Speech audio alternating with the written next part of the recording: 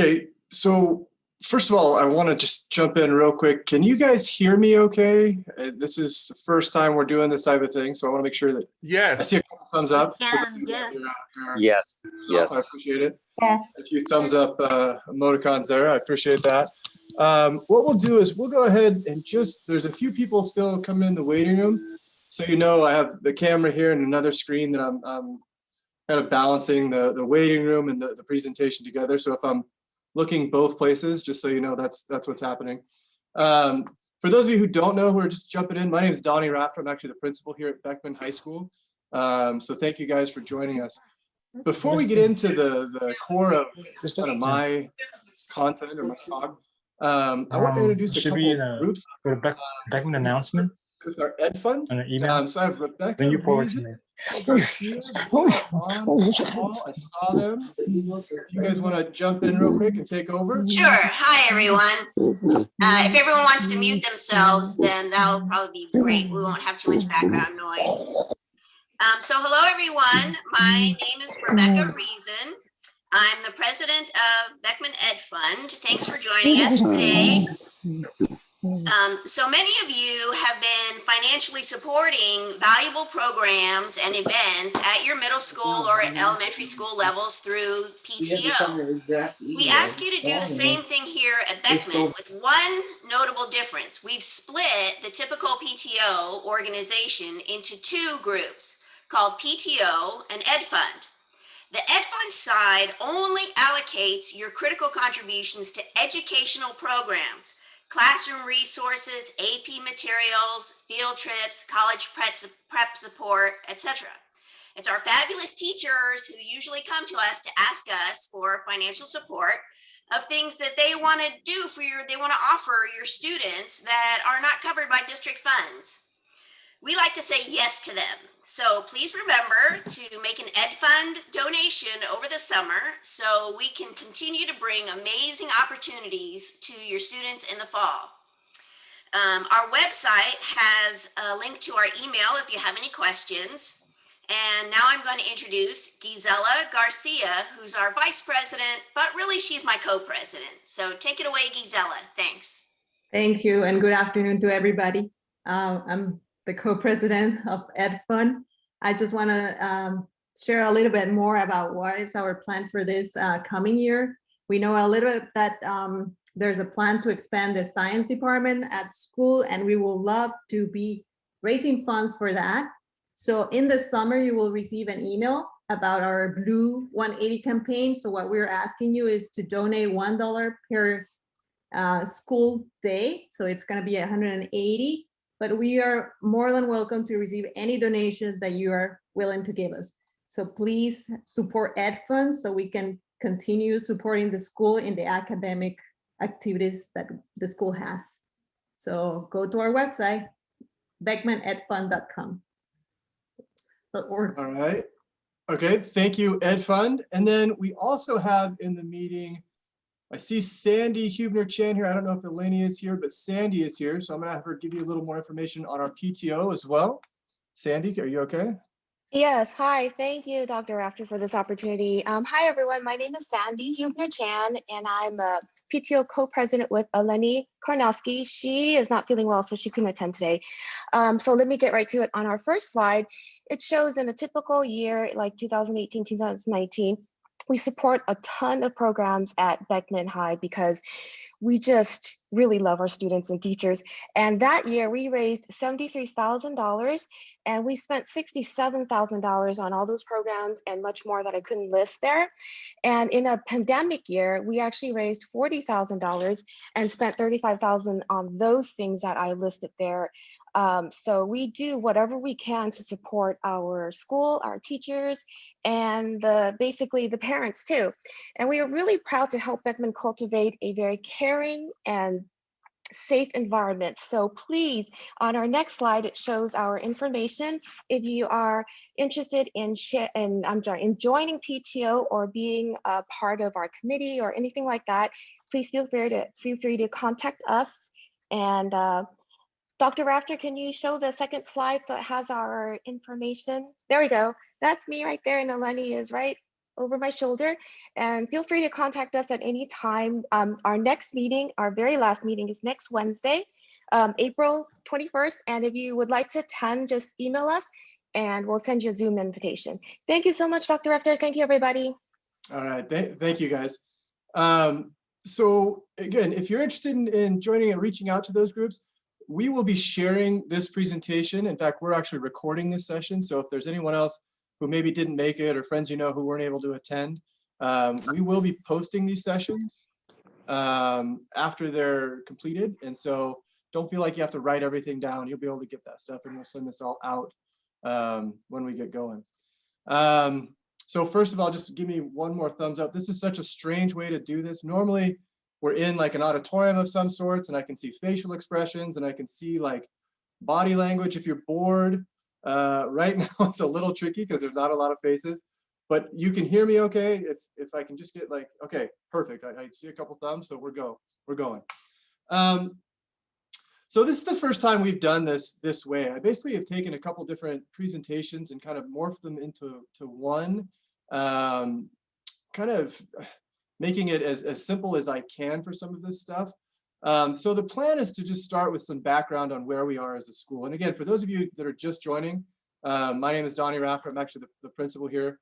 I just want to reiterate that so you knew who you were looking at. So I want to give a little background on where we are as a school. And then we're actually going to talk just a little bit about college planning, and I'll get into why and more on that here shortly. We'll do a little transcript review, which is always fun. I think it's eye-opening for some parents. And then we're going to talk a little bit about our healthy limits waiver. I think most people have probably heard of that. I know the kids that our counseling team has talked to our students about that. But I do want to let you guys know what it is. And then depending on how the time flows, we'll get into some nuts and bolts of the course selection process. Now that Miss Charles, our 9th grade counselor, is actually going to be spending some time on that in the counseling session. So if we don't get to all that, like the counseling nuts and bolts, it's not a huge deal because it'll be kind of repeated a little bit in Miss Charles' session. And I think most parents in 8th grade tend to go to that counseling session. So that's the plan. And again, this is on Zoom, and it's very different in terms of timing. So we're going to give this the best shot we can, and we'll see how this works. So why are we here? We started doing this version of a talk a couple of years ago because there was a gap between the information that our counselors shared with 8th grade students at orientation and then the parents. I mean, go figure, the kids didn't talk to the parents and the information didn't get shared with the parents. So we decided to start hosting this night. And the other reason, or one of the other reasons too, is Beckman is different. I don't know how long most of you have been in this community, but there's a certain reputation that maybe we have, and we're changing and we're doing some different things. And so, you know, I want to communicate what some of those things are. We've been looking a lot at student well-being. On the PTO slide, I don't know if you noticed a program called Challenge Success. That's something that we've been spending a lot of time here looking at and examining our school culture. So that's one that you'll see more about here shortly. And one of the things, and I hope this isn't scary, but we will talk about college admissions, because a lot of times what happens is 8th grade parents, they come to high school and the first thing they're saying is, hey, I got to take class A, B, and C because, you know, the colleges are looking at this or the colleges are looking at that. And so I want to share some information on college admissions and what that looks like, just so there's some perspective. I think a lot of times what's out in the community, sorry, someone's talking, let me mute them, sorry. Sometimes what's out in the community isn't necessarily accurate. So I just want to kind of give you guys some of that information so that you know and you can choose wisely. And so let's just start with this. Beckman is changing. So this Challenge Success program, it's out of the Stanford Graduate School of Education. We started this about 4 years ago. And the idea is, what can we as a school do to kind of reduce the stress that kids feel in high school, but still maintain those high academic standards. At Stanford, they've actually done a ton of research and tried to figure out ways that schools can help address that. And so we've studied our school culture. We've been to the conference actually up at Stanford. In fact, Sandy was part of the team that went up there. We've collected some student data that you'll get a shot at in just a second. And just talk to a lot of kids to try to figure out, hey, what can we do to help just make the feel on campus a little less stressful. And so some of the things that we've looked at, just a more well-rounded approach. We used to have summer assignments. Those are gone. We want kids to enjoy their summer. We want kids to have a good time. So those are gone. We've modified the bell schedule to slow the pace of the day and give kids a time to breathe and interact with their teachers. We've also changed it. It used to be late starts were once or twice a month. Now they're every Wednesday, so there's a little bit of a break in there. Our counseling caseloads have come down. We've also added more parent education opportunities so that parents are just looped in more on kind of what's happening. And we do have a more health and wellness focus, and there's more resources for kids. Our counseling team has done a great job incorporating like Wellness Wednesdays and lunch and learns on topics related to that. And there's still more work to be done. There's still more that we're looking at and more that we're trying to accomplish. So I want to make sure it's clear that we're not done with that. Things will still hopefully keep getting better. And so this well-being and course load. So this is some data that we received from a survey that we put out. As 8th grade parents, you're getting ready to kind of help your kids choose courses. And if you look, you can see there's 2,400 responses. So a large majority of our population actually responded to this survey. And if you look, 5 of the top 7 stressors are directly related to course load. So the courses that your kids choose, their stress load is directly impacted by that, right? And I want to be clear, this isn't necessarily just a Beckman thing. This is actually a survey that Challenge has put out. You can see there's 75,000 responses. So this is a combination of multiple schools. I've also put that right next to our results. So you can see it's not necessarily unique to Beckman that, high school and course load is something that kids worry about. Interestingly too, this survey was actually done, you can see it's fall of 2020. Fall of 2020, look back, that was actually peak kind of lockdown for us. And so, the fact that those results didn't necessarily change a ton or aren't that much different is interesting to me. So it is one of those things as you, and I see a couple students in here, as students go to select their courses, as parents help their students choose, keep that stuff in mind, because again, those are the things that kids do, they worry about. Now, one of the things that we try to educate our kids on is they're stressed and they're stressed out. And this is the performance anxiety curve. You can look it up, it's on the internet. But the main idea is basically that there is a certain amount of stress that we need or want kids to be under, because if it's too easy and they're not stressed, they're bored, they're not engaging. And then there's the other side where it's way too much and it's meltdown, it's overload, it's burnout. And so for us, we want our kids in this optimal zone where they're being challenged and they're growing, but they're not getting burnt out and they're not bored. And that's what I think, I talk to a lot of kids here, and a lot of times, oh, I'm stressed. And then you actually talk to them and dig into it. And it's like, okay, you're stressed, but those are just normal high school things. Well, that one, Somebody's unmuted. I'll take care of that. So anyway, that's one of the things that we work with our students on. Like I said, there's a level of stress that you want kids to be under, but you don't want them to be stressed out or overloaded. And one of the things I think, that's out there, not just here, is this idea of competition. And, I hear it's really competitive in high school, and it can be competitive if you choose to engage in it. If as a student, it's, hey, I want to have the best grades, I want to have the highest grades in my class, I want to beat the curve on the test score or whatever. If you or your student chooses to engage in the competition, it can be competitive, but you don't have to engage in that. And that's what I want to be clear. And at Beckman, we don't grade. There's no classes that are graded on curves. It's not one, I think, in college, I remember there were classes that were always curved, and it was cutthroat in some of those classes. That's not how it works. We don't have a valedictorian, and we don't rank students here. So there isn't that numbers driven, I need to be better than that person so I can be the valedictorian or the higher ranked student. We don't do that. And I wanted to add a little bit more on this idea of competition. So throughout this, there's some books that I'll kind of reference. Feel free, like I said, if you want to go out and grab them. This guy, Mark Brackett, is from Yale. He actually spoke at the Challenge Success Conference a couple of years ago, and is amazing. But it was interesting. you can see on the title of his book, he's the director of the Yale Center for Emotional Intelligence, and also works as a professor there.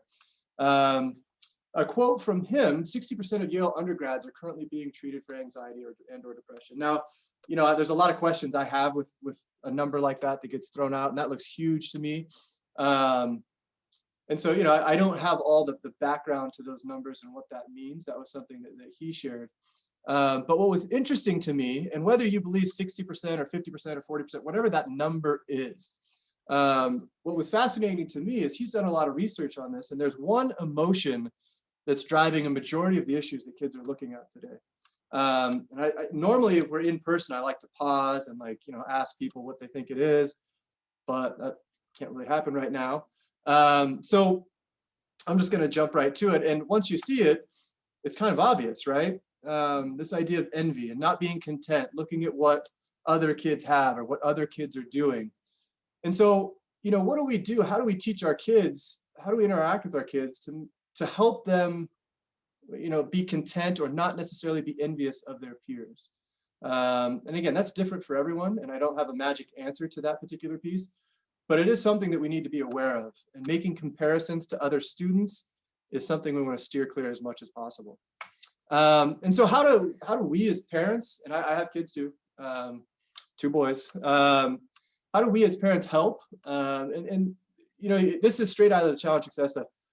Just don't allow admissions to drive all of your child's choices in and out of school. We have some people who basically that's all they're doing is they're looking at it and they're saying, okay, I got to take class A, class B, I got to do this, I got to do that, because that's what the colleges want. At some point, it's got to be what your kid wants. Because if they want to do it, if they enjoy it, and I think in our counseling session, you'll see more information on that.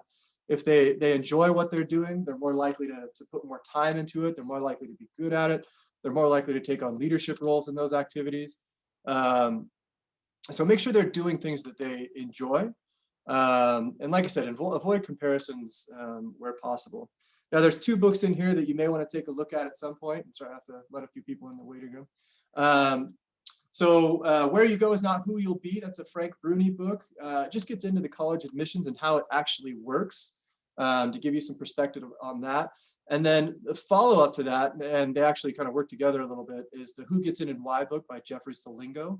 Another one that kind of goes behind the scenes of how college admission works, and what to think about as you're going through that stuff. And so I keep mentioning college, and it's like, well, wait, why? I thought we were coming to 8th grade parent night. Why are we talking about college?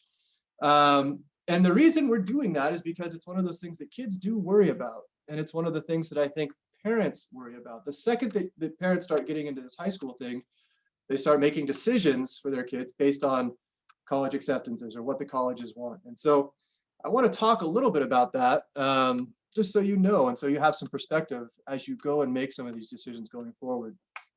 So first of all, college admissions and course selection.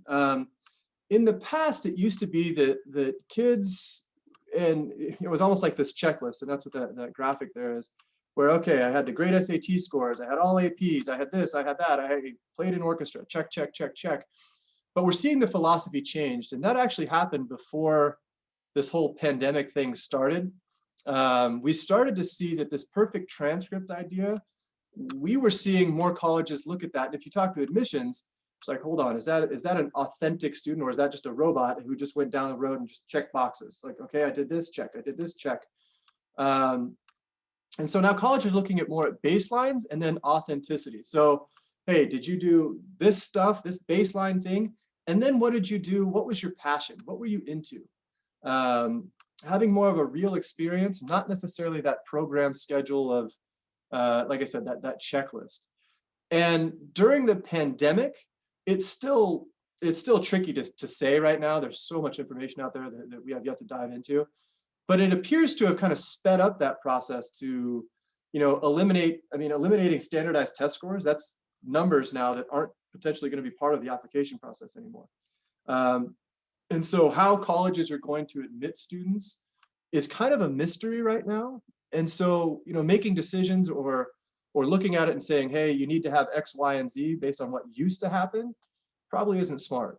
And so just things to consider. Now, The UCs, this is one a lot of our community will look at and apply to UCs and Cal States. Sorry, I'm gonna let somebody in the waiting room.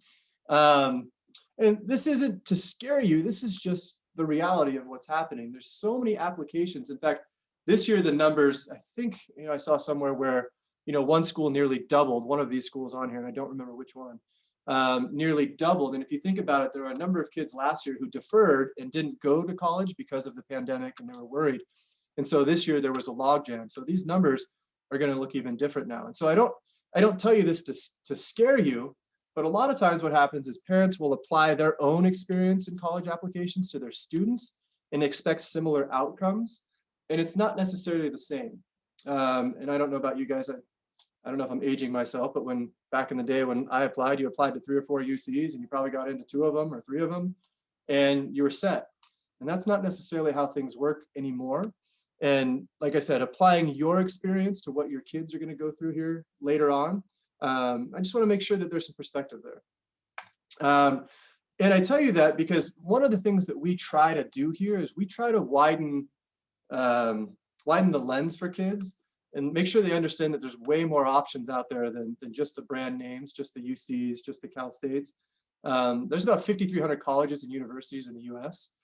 A program, if you're looking at college, a program to make sure you're aware of is WUI. It's a Western Undergraduate Exchange.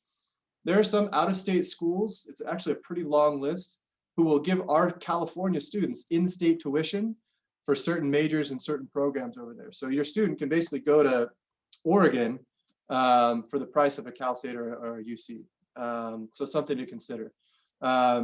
Certain schools too have honors programs now. They've basically built these programs to attract students to their schools. One that always comes to mind for me is Northern Arizona. Northern Arizona has like these specialized programs with specialized dorms if you're accepted into that. Then they have like a guaranteed internship and then employment with it. And these types of things are popping up in all sorts of schools to attract our kids. So and I found a lot of parents who were kind of excited to learn about those things. And so just keep your eyes open and don't just have, hey, I'm going to school A and that's where I want to go. I will say all of our students and parents have access to Naviance to begin the exploration process. And there's tools, eventually you'll use that to help apply to colleges, but there's also tools in there to research colleges and find the right match for your students. They'll start working on some of that stuff their freshman year. The other thing to make sure we consider is community college.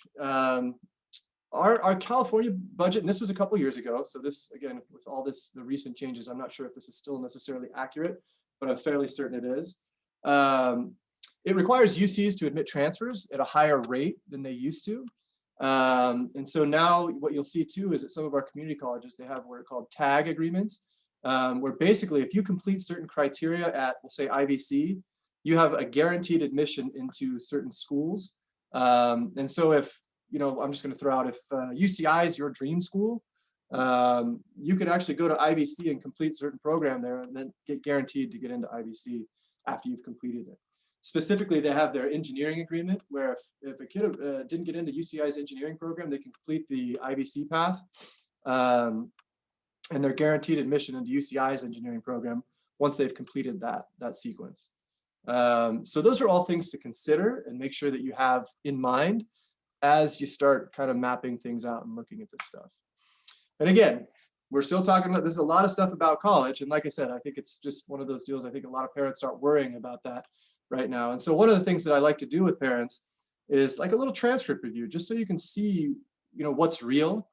And I have an asterisk here because these are all pre-COVID transcripts. Right now in this time, with COVID going on and the uncertainty, what's happened in admissions last spring and this spring, we don't know exactly what that looks like. We don't know what that means for the future. And so I haven't included anyone who had grades from spring semester of last year or this year, just because the grading scales, the grading practices were different there. But I want to give you just some perspective so you can see. So this was a senior from 2019, and what you're seeing on the right is that's a transcript. You'll see that in Aries. This is what we send to colleges. You can see the type of information that's on a transcript. And again, I've redacted the student names, so you can't really tell who it is. But if you take a look, you can see, okay, freshman year, they had one honors course. They basically took an honors course every year, was on a, a quote, good trajectory, had A's and B's to start off. Then, maybe senior year, kind of backed off a little bit, junior year, sorry. And senior year had psych AP. This was work in progress at the time, but you can see this student got into Northern Arizona, got into Arizona, got into Oregon, got into Boise State. This was a parent who actually, and I talked to this parent knew about the WUE program. And so it explored some of those options. And again, the WUE, W-U-E, Western Undergraduate Exchange. So this kid had options. Another one, like I said, you can see on here, this was one, and sorry, let me back up. You'll notice on this one too, there wasn't like a ton of like APs. There was just one or two honors courses, nothing crazy. Here, this is another one. This is a class of 2018. And again, you can see the marks. You can see this was a student who played cross country, started off in math, didn't, started in Spanish too. There's nothing on this transcript that you look at and say, wow, my kid probably can't do that. Psychology AP is one that's actually a fairly, we'll call it approachable or accessible AP class. We have about 200 kids who take that class every year. And this student got into Cal State Channel Islands and Cal State Bakersfield. And so this one had options. And I want to be clear, I didn't include all of the schools that this student may or may not have gotten into. I've just included a couple to make sure, oh, so you can get into Cal States with that. This is another one, just again, to give you guys some perspective. Nothing crazy on the grades. You don't see a ton of honors and AP courses. This student actually got good grades though, got A's and B's in CP level courses for the most part. You can see junior year, took that environmental science AP, which again is another accessible one. You can see took psych AP, Arizona State, Cal State San Marcos, had some options. And then we have this one, and this is what I want you to look at. This was from a couple years ago, and I have the student's permission. And this was one, like if you look at that transcript, like, man, that kid had a lot going on, right? All the honors classes, all the AP classes, played volleyball for 4 years. And again, having known the kid was a great kid, and denied at all those places. And so I don't put that out there to scare you. I put that out there because that's the reality, right? It's one of those deals. This student had dreamed of going to one of the schools I listed here, and from freshman year had his mind set, I'm going there. And it wore sweatshirts and all the other stuff. And at some point applied, and for whatever reason just wasn't the fit that year and didn't get into the school that he wanted to. And he was bummed. I mean, he ended up going to a pretty good school anyway, but I just want to make sure, and I don't give you this to scare you and say, oh my gosh, like my kid's not going to get in. But I tell you that because I just want people to make sure that they keep their options open and look beyond that brand name. And just remember our earlier conversation about other options out there. There's a lot of options. There's 5,300 schools out there. So make sure you and your student, as you start looking at that, you keep your eyes open for some of those things, not just focus narrowly on the UCs or narrowly on the Cal States. Just keep your eyes open. All right. And again, normally at this time, like I can see body language, I can see people being scared or nervous, and I can crack jokes and all the other stuff. But I can't do that right now because I just see a bunch of blank screens. So I'm going to go ahead and move on. And so the course selection process. Let's talk a little bit about that. That's kind of why we're here. So this is straight out of Challenge Success. Just know kids have individual talents and interests. And so plan your course of study or work with your child to plan their course of study based on their strengths and interests, not on what everyone else is doing. If everybody else is taking, I don't know, I'm going to throw biology AP, you don't have to take biology AP if you don't like biology AP. Don't do it because everybody else is doing it or because my friends are doing it. Take courses that interest your students. Like I said, don't base your schedule on what others are doing. And so how do you help your student choose, right? There's going to be all these choices, and how do I do that? What do I do? And so if you're looking for balance, try to focus on areas that your student is interested in. If it's one of those deals where your student loves science, well, maybe you take the AP or the honors in science. But why are we taking honors English? And so trying to balance out that workload, focus in the areas that they enjoy, that they excel in. If they love math, great, have them take the honors class in math, but why are we doing it in English? And one of the things that we'll see is we'll see kids take just AP everything or honors everything. And what does that really tell colleges about the student other than they're just taking all the hardest courses? You know, a lot of times you can look at a transcript and transcripts tell stories. And so what story is that transcript telling colleges? What is it? What are they looking at? What are they seeing? What are they learning about the student? And like I said, if it's rigor everywhere, that's really not much of a story. And just remember to balance course load with, hey, there's going to be extracurriculars. A lot of our students, and we want this, a lot of our students are in sports or music or dance or have a job outside. Those are all things that are good character development things for kids. We want kids to be involved in those things. If their nose is in the books all the time, that's not necessarily what we want, okay? So make sure as you look at that, make sure you do plan time for extracurriculars. And honestly, like, I know some parents look at this and like, I can't stand my kid right now. They're teenagers and they bug me and they stink. But make sure you allow for some family time too. Whether that's time to eat dinner a couple times a week around the table. It's good for the kids. So a couple of things that we'll jump into here. Sorry, a couple people are popping into the waiting room. So two things. First of all, as we go through this, I just want to be clear, teacher and period requests. Every year we get requests for this type of thing, and we can't accommodate teacher requests and we can't accommodate period requests. A lot of times, oh, I'd like to have math in the morning and English in the afternoon or something like that. The second we do that for one, we have to open that up and do that for more people. And we just can't accommodate all those requests. So the only fair way for us to do it is to basically say, I'm sorry, we can't do that, period. And so again, I don't mean to be rude or anything, but unfortunately, don't ask for the teacher or the period requests. And the other thing I want to explain real quick is just our AP and honors waiver, our healthy limits. I have a slide that's on this. So that survey data that you saw earlier, there were questions about sleep and there were questions about mental health. And as we interpreted that data, there was a direct correlation between a lack of sleep and increased tendencies towards anxiety and depression. Now, when we talk to our kids about that stuff, it makes sense, right? If you're not sleeping, you're probably not all that happy. You're probably angry. You're probably just not having a great day. And if you're doing that for a long period of time and that becomes the norm, you're probably not a very happy person. And so, again, it's one of those deals. Sleep is important.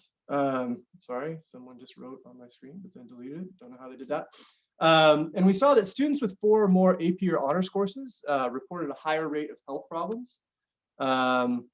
We also saw that 72.5% of students in 4 or more AP or honors, and those are what we call weighted courses, reported feeling exhausted in the last month. And over the course of several years, we had tried to educate parents and say, hey, you know what, let's not take that many AP or that many weighted courses. And what happened is parents had a hard time making that choice. They had a hard time seeing potentially another student. We go back to that competition or that envy thing. Another one of their friends taking 4 AP and then saying, oh, I got to take 4 because so-and-so is taking 4. So we put in this waiver to basically say, no, we're not all doing that anymore. That game's over. And here's how it works. This started a few years back. And so as incoming freshmen, your students will be able to choose 2 weighted courses without any questions asked. Like, hey, if you want to do 2, this isn't saying you have to do 2. Please don't take that as, oh man, he's telling me I got to do 2. That's not at all what's happening. But they can do 2 weighted courses. If there's a situation where, okay, I want to take 3, there's a waiver that's required. That information's on our website. We've sent that out. You can find it on our counseling page. And basically what it is, it's, hey, mom, dad, student, acknowledge like, hey, this is a lot of work. It's more work than we recommend. And you sign off and you say, hey, I understand that, but we're still going to do it.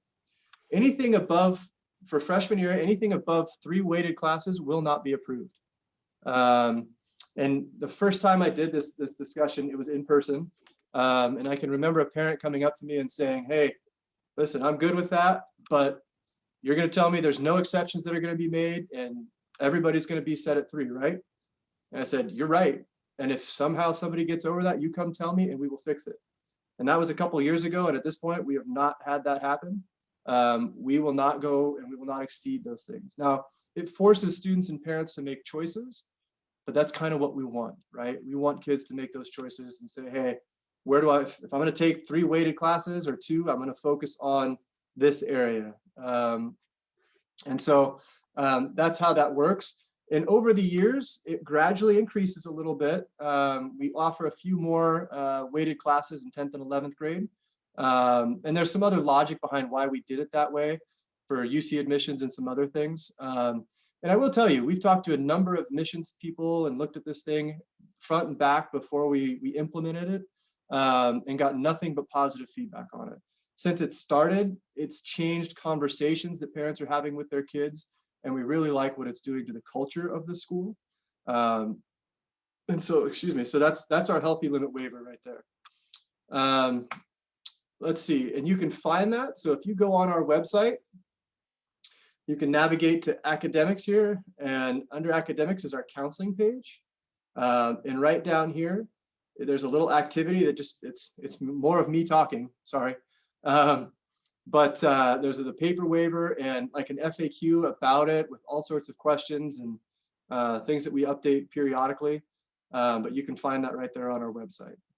All right, so I'm going to move on to the next piece. And normally I think there's like questions, but questions on this in this format are a little funky. So I'll keep moving. And so the course selection process, and like I said, there will be a little bit of overlap on this with Ms. Charles in the counseling session, but that's okay. Hearing it more than once isn't necessarily a bad thing. So when you look at it as freshmen, you're going to have 6 classes, right? And a lot of times, oh my gosh, there's so many choices. And really, if you just break it down, from it, in most cases, what you're doing, sorry, I'm going to mute somebody.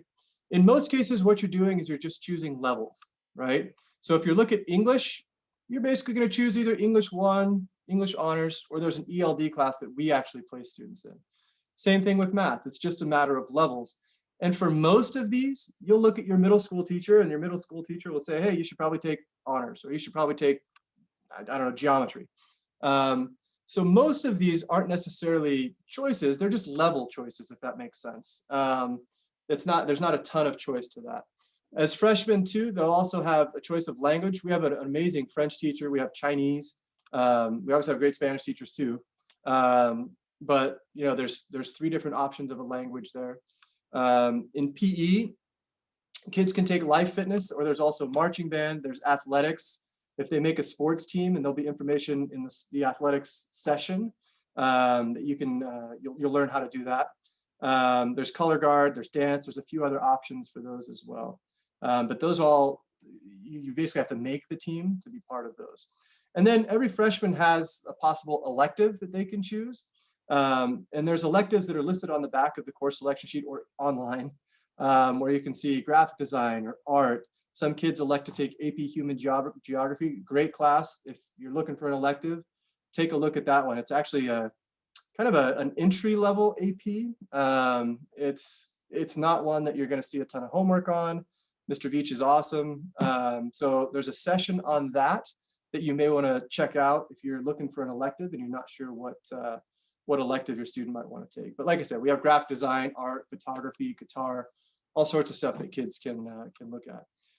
We also, it used to be that 7-period days, there were a few more of those. We've tried to pull back on those again for balance, but there are some programs where we do have to allow a 7-period day for a few different reasons.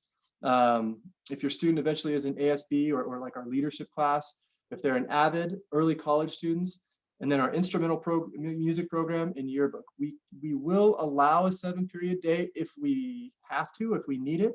We try to avoid those at all, if at all possible, just because again, we want our kids to sleep and we want them to have time to do some other things. So in the social science piece, like I said, you'll go down and you'll actually select these in Aries. But you'll basically have options. You don't have to take a social science class as a freshman. That's not part of the grad requirements. AP Human Geography is one that is an option. Like I said, it's a great class. I go in there and learn a lot every time that you like apply instantly. So it's one you might consider. You don't have to do it. Then English, like I said, for you guys, English, you're either going to take English 1 or you're going to take English 1 honors. Talk to your English teachers, your current English teacher, to get an idea, hey, what might be best, and take their recommendation into consideration. Math, like I said, talk to your math teachers on this stuff. There's several options. These are the only ones that we list right now because these are the ones that 99% of our freshmen fall into. If you're in 8th grade math right now, you'll track right into Algebra 1. If you're in somehow Algebra 1 right now, you'll track right into geometry. If you have questions about like a geometry advancement, make sure you talk to your middle school counselor and check with that one. It's not one of those things where I encourage a lot of kids to advance in math. Take your time. There's no hurry. Lab science too. You'll see here, we track it where freshmen will take bio, sophomores will take sophomores will take chemistry, and then juniors will take physics. And then on during your senior year, you have the option to focus back. Like if maybe your freshman year, you took biology CP, and at some point you're like, man, I wish I would have taken bio AP. You can do that your senior year. So you can get an additional year of science your senior year if need be. Same thing with chemistry. If you take chemistry CP your 10th grade year, maybe you want to come back and catch chemistry AP your senior year. So that's how that works.